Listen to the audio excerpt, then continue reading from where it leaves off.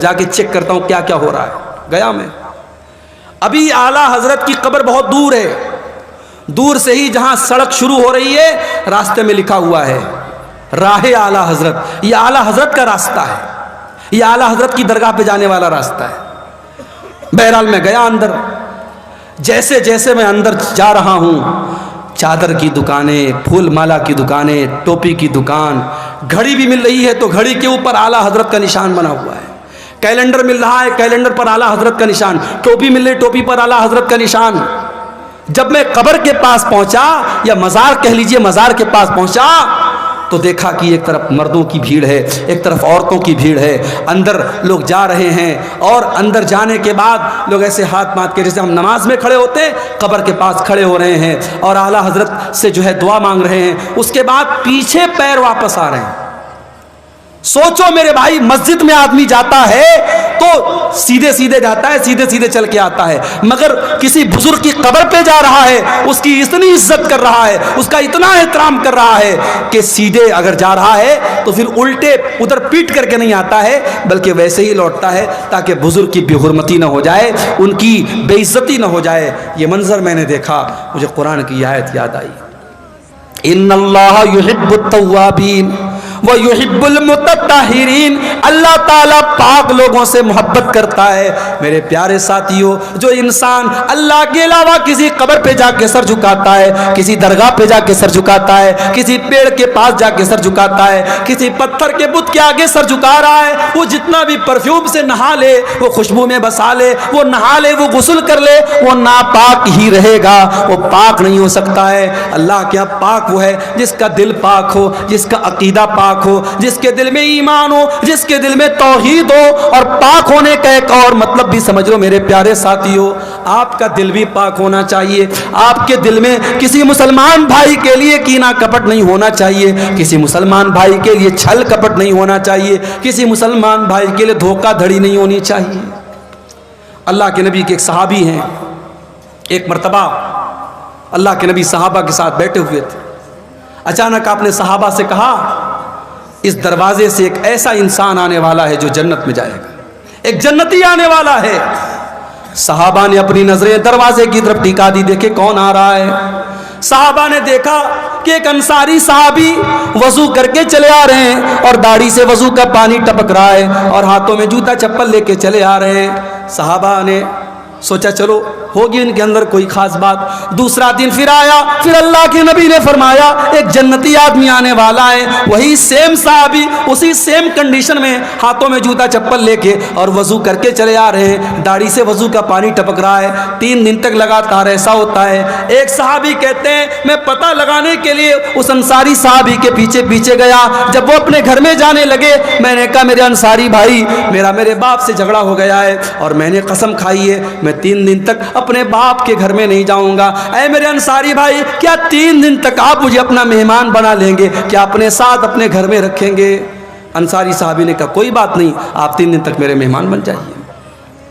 میری پیاری ماں بہنوں, آج گھر میں مہمان آتا ہے, بہت ساری عورتوں کے پیشانی پر بل پڑ جاتا ہے, بہت ساری عورتوں کے ماتھے پر بل آ جاتا ہے. یہ مہمان کہاں سے آ گئے, یہ مصیبتیں کہاں سے آ گئیں؟ شاعر کہتا ہے اللہ میرے رزق کی برکت نہ چلی جائے, اللہ میرے رزق کی برکت نہ چلی جائے, 2 روز سے گھر میں کوئی مہمان نہیں ہے. مہمان برکت لے کے آتا ہے. مہمان اگر آپ کے گھر میں آیا ہے, اس کی بے عزتی نہ کرنا, اس کی توہین نہ کرنا, اس کی خدمت میں کمی نہ کرنا. اگر کرو گے تو یہ بھی ایمان کی کمی کی نشانی ہے. انصاری صحابی نے ایک بار جا کر کے اپنی بیوی سے نہیں پوچھا کہ کھانا بنا ہے کہ نہیں بنا ہے, کتنا بنا ہے, اناج گھر میں ہے کہ نہیں, تیل گھر میں ہے کہ نہیں. صحابہ کرام کے مکانات بڑے چھوٹے چھوٹے تھے مگر دل بہت بڑا تھا. انصاری صحابی نے 1 منٹ سوچے بغیر کہا کہ اے میرے بھائی کوئی بات نہیں, آپ آ جائیے میرے گھر میں, آپ مہمان بن جائیے. صحابی گئے, 3 دن تک انصاری صحابی کے گھر میں رہے, اور 3 دن جب انہوں نے گزارا تو دیکھا کہ جتنی نماز ہم پڑھتے ہیں وہ بھی پڑھتے ہیں, جتنی نیکی ہم کرتے ہیں وہ بھی کرتے ہیں, کوئی خاص بات نہیں ہے, کوئی اسپیشل بات نہیں ہے. جب 3 دن گزر گیا, انہوں نے کہا کہ میرے انصاری بھائی دیکھیے میرا مقصد یہ جاننا تھا کہ آپ کے اندر ایسی کون سی اسپیشل چیز ہے کہ اللہ کے نبی نے آپ کو لگاتار 3 دن تک جنتی کہا ہے. میں نے 3 دن تک آپ کے گھر میں رہ کر کے دیکھا, آپ کے اندر کوئی اسپیشل چیز تو مجھے نظر نہ آئی. اب آپ بتا دیجئے کون سی خاص بات آپ کے اندر ہے. انصاری صاحبی نے کہا دیکھو میرے بھائی, میرے اندر ایسی کوئی خاص بات نہیں ہے, جو ہے وہ تم نے دیکھ لیا, لیکن ایک چیز میرے اندر ہے, لا اجد فی قلبی غشا لأحد من المسلمین. میں اپنے دل میں کسی مسلمان کے ساتھ فراڈ نہیں رکھتا, اپنے دل میں کسی مسلمان کے لیے کینہ نہیں رکھتا, کسی مسلمان کے لیے چھل کپٹ نہیں رکھتا. ولا احسد احدا علی نعمت, اور اگر میرے کسی مسلمان بھائی کو اللہ تعالیٰ نے کسی نعمت سے نوازا ہے, پیسہ دے دیا, دولت دے دیا, عزت دے دیا, شہرت دے دیا, میں کسی مسلمان سے حسد نہیں کرتا. آج سماج کو دیکھ لو, بھائی بھائی سے حسد کر رہا ہے, بھائی بھائی سے حسد کر رہا ہے, پڑوسی پڑوسی سے حسد کر رہا ہے, ساڑو ساڑو سے حسد کر رہا ہے, رشتہ دار سے حسد کر رہا ہے. میرے پیارے ساتھیوں, اللہ تعالیٰ کو پاک صاف لوگ پسند ہیں. اگر آپ چاہتے ہیں اللہ آپ سے محبت کرے, اپنے دل کو چھل کپٹ سے پاک کر لو, اپنے دل کو حسد سے پاک کر لو. اور آگے بڑھیے. اللہ کو ایک اور چیز بہت پسند ہے, اور وہ چیز کیا ہے؟ وہ چیز ہے توکل کرنا, اللہ کے اوپر وشواس کرنا, اللہ کے اوپر بھروسہ کرنا. اللہ نے فرمایا فَإِذَا عَزَمْتَ فَتَوَكَّلْ عَلَى اللَّهِ إِنَّ اللَّهَ يُحِبُّ الْمُتَوَكِّلِينَ. اے نبی, جب آپ کسی کام کا فیصلہ کیجئے تو اللہ کے اوپر بھروسہ کر لیجئے. اللہ تعالیٰ کو ایسے لوگ پسند ہیں جو اللہ کے اوپر بھروسہ کرتے ہیں. آپ لوگ کرتے ہیں کہ نہیں بھروسہ اللہ تعالیٰ کے اوپر؟ بولیں بھائی, کرتے ہیں آپ؟ چلیے ایک حدیث سناتا ہوں آپ کو, پتہ لگ جائے گا کتنا کرتے ہیں آپ. بخاری شریف کی روایت ہے, اللہ کے نبی کہتے ہیں کہ مجھے دکھایا گیا میری امت کا منظر. میں نے آسمان میں دیکھا, بہت بڑی بھیڑ مجھے نظر آئی. میں نے سمجھا یہ میری امت کے لوگ ہیں. مجھے بتایا گیا کہ یہ موسیٰ علیہ السلام کی قوم کے لوگ ہیں. پھر اس کے بعد میں نے اور دیکھا آسمان کے اوپر, چاروں طرف مجھے آدمی ہی آدمی نظر آ رہے ہیں, انسان ہی انسان نظر آ رہے ہیں. میں نے پوچھا یہ کون لوگ ہیں؟ جواب ملا یہ آپ کی امت کے لوگ ہیں, یہ آپ کی امت کے لوگ ہیں, یہ مسلمان لوگ ہیں. اور یہ جتنی بھیڑ آپ کو نظر آ رہی ہے, اس میں 70,000 ایسے لوگ ہیں جو بغیر حساب کے اور بغیر عذاب کے جنت میں جائیں گے. ان سے کوئی حساب نہیں لیا جائے گا, ان کو 1 منٹ کے لیے عذاب بھی نہیں دیا جائے گا, ان کو ڈائریکٹ جنت میں ڈالا جائے گا. اتنا بیان کیا اللہ کے نبی نے, چلے گئے.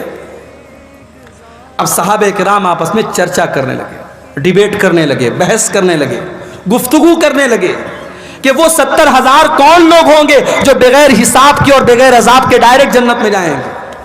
کچھ صحابہ نے کہا یہ وہ لوگ ہوں گے جو ایمان کی حالت میں پیدا ہوئے, جنہوں نے زندگی میں کبھی شرک نہیں کیا. صحابہ نے سوچا ہم لوگ تو پہلے شرک کرتے تھے, پہلے گناہ کا کام کرتے تھے, ہم تو نہیں ہو سکتے, ہماری آنے والی نسلیں ہو سکتی ہیں, ہماری اولاد ہو سکتی ہے. کچھ صحابہ نے کہا کہ نہیں, یہ وہ لوگ ہیں جو اللہ کے نبی کے صحابی ہیں, جو اللہ کے نبی کے ساتھی ہیں, جنہوں نے نبی کا ساتھ دیا ہے. صحابہ کرام اپنے اپنے وچار کو پیش کرنے لگے. اتنے میں اللہ کے نبی واپس نکلے. آپ نے پوچھا کیا بات ہے, کس بات پر اتنی بحث ہو رہی ہے, آپ لوگوں کی چرچا کا وشے کیا ہے؟ صحابہ نے کہا اللہ کے نبی ابھی آپ نے بیان کیا 70,000 مسلمان جنت میں ڈائریکٹ جائیں گے بغیر حساب کے, بغیر عذاب کے. اے اللہ کے نبی ہم جاننا چاہتے ہیں وہ کون لوگ ہیں.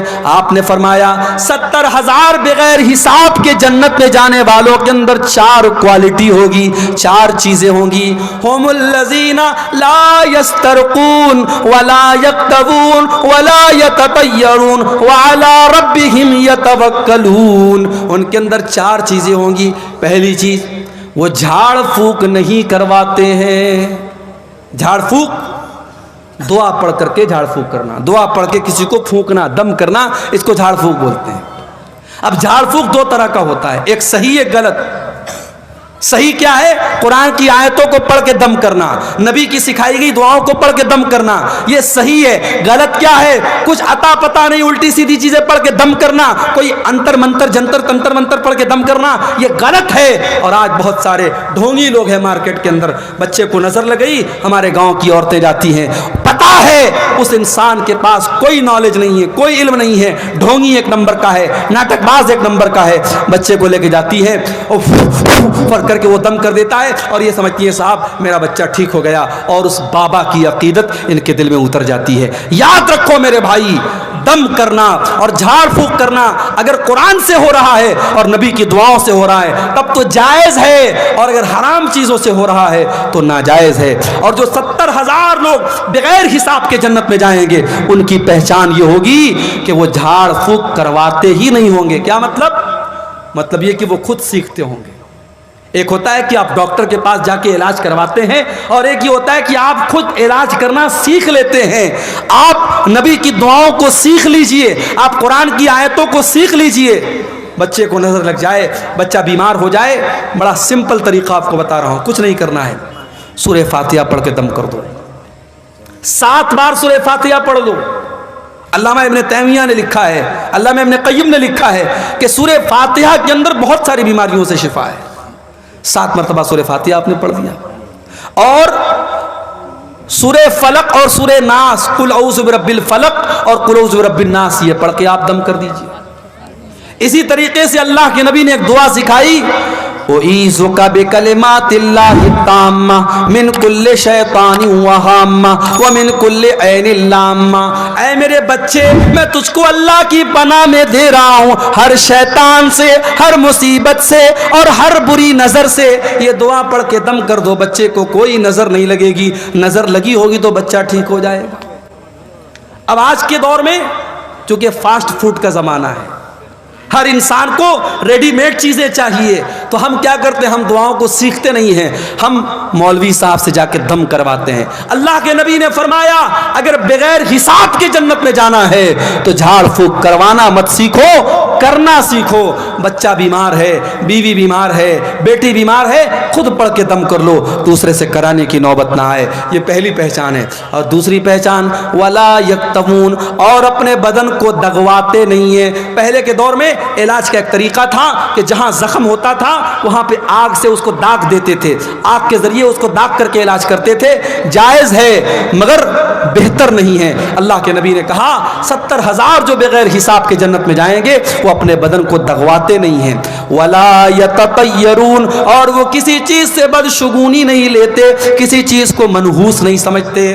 جیسے بعض لوگ کیا ہوتے ہیں، 3 تاریخ کو شادی نہیں کرتے، 13 تاریخ کو شادی نہیں کرتے، 23 تاریخ کو شادی نہیں کرتے، بعض لوگ محرم میں شادی نہیں کرتے، بعض لوگ گاڑی چلا رہے ہیں سامنے سے بلی گزر گئی تو بریک مار دیتے ہیں، نہیں صاحب بلی نے راستہ کاٹ دیا۔ تو یہ ساری چیزیں بدشگونی ہیں، اور اسلام کے اندر بدشگونی حرام ہے۔ میرے پیارے ساتھیوں، اسلام کے اندر کوئی بھی چیز، کوئی بھی جگہ، کوئی بھی انسان سے شگون لینا، برا شگون لینا یہ جائز نہیں ہے۔ اللہ کے وہ 70,000 بندے جو بغیر حساب کے جنت میں جائیں گے وہ کسی چیز سے بدشگونی نہیں لیتے۔ وَعَلَىٰ رَبِّهِمْ يَتَوَكَّلُونَ، وہ 70,000 لوگ اللہ تعالیٰ کے اوپر بھروسہ کرتے ہیں، اللہ کے اوپر وشواس کرتے ہیں، اللہ کے اوپر یقین رکھتے ہیں۔ تو یہ 4 چیزیں اگر ہم اپنے اندر پیدا کر لیں تو ہم ان خوش نصیب لوگوں میں شامل ہو سکتے ہیں جن کو بغیر حساب کے اللہ تعالیٰ جنت میں داخل کرے گا۔ تو اللہ کو توکل کرنے والے، اللہ کے اوپر بھروسہ کرنے والے لوگ بہت پسند ہے۔ اور یہاں ایک بات میں اور بتا دوں، آپ بیمار ہو گئے، آپ بیمار ہو گئے، اب آپ کے پاس 2 راستہ ہے۔ ایک راستہ یہ ہے کہ آپ ڈاکٹر کے پاس جائیں، علاج کروائیں، اور ایک راستہ ہے صاحب ہم ڈاکٹر کے یہاں نہیں جائیں گے، ہم علاج نہیں کروائیں گے، ہمیں بیماری اللہ دیتا ہے، اللہ ہی ٹھیک کرے گا۔ اگر یہ سوچ کر کے آپ ڈاکٹر کے یہاں نہیں جاتے ہیں تو یہ توکل نہیں ہے، یہ غلط ہے، یہ حرام ہے۔ شریعت یہ کہتی ہے آپ ڈاکٹر کے یہاں جائیں گے، آپ علاج کروائیں گے، لیکن ہاں آپ یہ عقیدہ رکھیں گے کہ ڈاکٹر سے ہم علاج تو کروا رہے ہیں، ہم انجیکشن تو لے رہے ہیں، ہم آپریشن تو کروا رہے ہیں، ہم میڈیسن تو لے رہے ہیں، مگر اس دوا کے اندر، اس انجیکشن کے اندر، اس ڈاکٹر کے علاج کے اندر شفا پیدا کرنے والا اللہ ہے۔ اللہ چاہے گا انجیکشن سے ہم ٹھیک ہو جائیں گے. اللہ نہیں چاہے گا انجیکشن لگے گا پھر بھی ہم ٹھیک نہیں ہوں گے. یہ عقیدہ اگر رکھا جائے تو یہ توکل ہے میرے پیارے ساتھیوں. تو اللہ کی ذات پر بھروسہ بھی کرنا ہے اور اسباب بھی اختیار کرنا ہے. ان دونوں کے مکسچر کا نام توکل ہے. اللہ کے اوپر بھروسہ کر کے اسباب کو چھوڑ دینا یہ توکل نہیں ہے. اور آگے بڑھیے. اللہ کو اور کیا پسند ہے؟ اللہ کو فرائض کی پابندی بہت پسند ہے. فرض نماز، رمضان کا فرض روزہ، فرض زکوٰۃ، فرض حج، اگر اس کی پابندی آپ کرتے ہیں اللہ کو بہت پسند ہے. اللہ تعالیٰ فرماتا ہے میرا بندہ جب فرائض کو ادا کرتا ہے، فرض نماز پڑھتا ہے، فرض روزہ رکھتا ہے، فرض زکوٰۃ دیتا ہے، فرض حج کرتا ہے، میرا بندہ میرے قریب آتا ہے. اس کے بعد جب میرا بندہ نوافل کا اہتمام کرنے لگتا ہے، نفل روزہ رکھنے لگتا ہے، نفل نمازیں پڑھنے لگتا ہے، نفل عبادتیں کرنے لگتا ہے، میرا بندہ میرے اور زیادہ قریب آنے لگتا ہے. یہاں تک کہ میں اپنے بندے سے محبت کرنے لگتا ہوں. اور جب میں اپنے بندے سے محبت کرنے لگتا ہوں میں اپنے بندے کا کان بن جاتا ہوں جس سے وہ سنتا ہے، میں اپنے بندے کی آنکھیں بن جاتا ہوں جس سے وہ دیکھتا ہے، اور میں اپنے بندے کا ہاتھ بن جاتا ہوں جس سے وہ پکڑتا ہے، اور میں اپنے بندے کا پیر بن جاتا ہوں جس سے وہ چلتا ہے. کیا مطلب؟ آنکھ بن جاتا ہوں، کان بن جاتا ہوں. اس کا مطلب یہ ہوا کہ جب آپ فرائض کی پابندی کریں گے، نوافل کی پابندی کریں گے، اللہ آپ کے کانوں کی حفاظت کرے گا، اللہ آپ کی آنکھوں کی حفاظت کرے گا، اللہ آپ کے ہاتھوں کی حفاظت کرے گا، اللہ آپ کے پیروں کی حفاظت کرے گا. آپ کان سے کوئی غلط بات نہیں سنیں گے، آپ آنکھوں سے کوئی غلط بات نہیں دیکھیں گے، آپ ہاتھوں سے کسی غلط بات کو ٹچ نہیں کریں گے، آپ پیروں سے کسی غلط چیز کی طرف چل کے نہیں جائیں گے. جب اللہ محبت کرتا ہے اللہ آپ کی حفاظت کرتا ہے، آپ کے باڈی اور آپ کے شریر کی اللہ تعالیٰ حفاظت کرتا ہے اور گناہوں سے آپ کو بچاتا ہے. ایک اور چیز ہے جو اللہ کو بہت پسند ہے. اللہ کے نبی کے پاس ایک صحابی آتے ہیں، اے اللہ کے نبی آپ سے ایک سوال پوچھنا چاہتا ہوں، مجھے کوئی ایسا عمل بتا دیجئے جو اگر میں وہ عمل کر لوں تو میں جنت میں چلا جاؤں. او لوگو تم بھی اپنے مولویوں سے مسئلہ پوچھتے ہو، الٹی سیدھی چیزیں پوچھتے ہو، الٹے سیدھے سوالات پوچھتے ہو. ابھی آج واٹس ایپ پر ایک لڑکی کا میسج آیا، ایک عورت کا میسج آیا، مولوی صاحب میں ایک لڑکے سے پیار کرتی ہوں، لڑکا مجھ سے جان چھڑانا چاہتا ہے، لڑکا مجھ سے پیچھا چھڑانا چاہتا ہے، لیکن میں اسی لڑکے سے شادی کرنا چاہتی ہوں، کوئی دعا بتا دیجئے، کوئی وظیفہ بتا دیجئے تاکہ وہ لڑکا میرا ہو جائے. میں نے کہا یا اللہ یہ مصیبت ہے. میں نے فوراً اس کو بلاک مارا. یہ آج کے دور میں ہو رہا ہے. لوگ میرے پاس سوال کرتے ہیں شیخ صاحب میں ایک لڑکی سے بہت محبت کرتا ہوں، اس کا باپ تیار نہیں ہو رہا ہے، تو شیخ صاحب کوئی دوا بتا دیجئے کہ باپ راضی ہو جائے. بھائی سیدھی سی بات ہے، اگر آپ کو کوئی رشتہ پسند ہے، کسی لڑکی کے بارے میں آپ نے سنا وہ لڑکی نیک ہے، اچھی ہے، دیندار ہے، خوبصورت ہے، رشتے کا پیغام بھیجو. لڑکی کے ماں باپ تیار ہیں، اچھی بات ہے، تیار نہیں ہے تو کام ختم. حرام طریقہ اسلام میں نہیں ہے، ناجائز راستہ اسلام میں نہیں ہے. اسلام کا یہ کانسیپٹ نہیں ہے کہ آپ پہلے چکر چلائیں اور اس کے بعد شادی کریں. تو آج کل مولویوں سے سوالات عجیب و غریب کرتے ہیں. بعض لوگ تو اتنے فالتو سوالات کرتے ہیں کہ سیدھے ان کو بلاک کرنے کا من کرتا ہے. صحابہ اللہ کے نبی کے پاس آتے تھے، سوال کیسے کرتے تھے؟ اخبرنی عن عمل یدخلنی الجنہ، اے اللہ کے نبی مجھے ایسا عمل بتا دیجئے اگر وہ عمل میں کروں تو میں جنت میں چلا جاؤں. آپ نے فرمایا دو کام کر لو، ازہد فی الدنیا یحبک اللہ، دنیا سے اپنی دلچسپی ختم کر دو، دنیا سے اپنا انٹرسٹ ختم کر دو، اللہ تم سے محبت کرنے لگے گا. دنیا کے چکر میں نہ پڑو، دنیا میں رہو، دنیا کماؤ، مگر دنیا سے دل مت لگاؤ. جگہ جی لگانے کی دنیا نہیں ہے، یہ عبرت کی جا ہے، تماشا نہیں ہے. دنیا سے دل مت لگاؤ میرے بھائی، یہ بے وفا ہے. یہ دنیا جائیداد بنانے والے زمین کے نیچے دفن ہیں، بینک بیلنس اکٹھا کرنے والے زمین کے نیچے دفن ہیں، اپنی طاقت کا غلط استعمال کرنے والے زمین کے نیچے دفن ہیں. دنیا سے اپنا انٹرسٹ ختم کر دو جیسے ہمارے نبی نے ختم کیا تھا. ہمارے نبی کیسے رہتے تھے دنیا میں؟ ہمارے نبی صلی اللہ علیہ وسلم دنیا میں کیسے رہتے تھے؟ صحابہ کرام نے اللہ کے نبی کو دیکھا، آپ ایک چٹائی پر لیٹے ہوئے ہیں، मामूली सी चटाई पर लेटे हुए और पीठ पर चटाई के निशानात पड़े हुए हैं। आपने फरमाया, सहाबा ने कहा, ऐ अल्लाह के नबी, आप चटाई पर लेटते हैं, आपकी पीठ पर यह निशान पड़ जाता है, हमें अच्छा नहीं लगता है। ऐ अल्लाह के नबी, हमें इजाजत दीजिए, हम आपके लिए गद्दे का इंतजाम कर दे, हम आपके लिए आरामदेह बिस्तर का इंतजाम कर दे। आपने फरमाया, नहीं नहीं ऐ मेरे सहाबा, माली वली दुनिया, मेरा दुनिया से क्या लेना देना है। मा अना इल्ला कराकिबिन इस्तज़ल्ला ताता शजरतिन, अरे मैं तो एक मुसाफिर की तरह हूँ। एक मुसाफिर जब सफर पे निकलता है किसी पेड़ के